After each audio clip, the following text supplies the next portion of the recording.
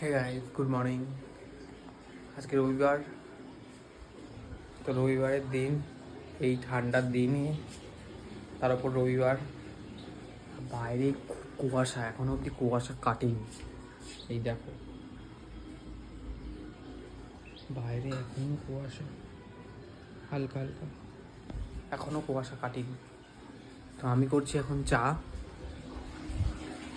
ঘুম থেকে উঠেই ব্রাশ করা হয়ে গেছে, এখন করছি হচ্ছে চা। সকালবেলা এখন গরম চা খাবো, চা দিয়ে শুরু হবে সকালটা। তারপর ব্রেকফাস্ট করবো, স্নান টানও করবো। চলো টাটা।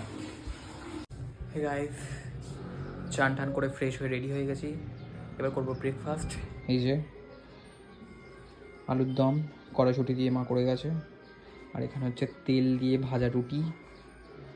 তেল দিয়ে ভেজে রুটি খেতে কার কার ভালো লাগে? আমার তো হেভি লাগে তেল দিয়ে ভেজে খেতে। চলো এখন ব্রেকফাস্টটা করে নিই, আবার পরপর ব্লগ আসবে।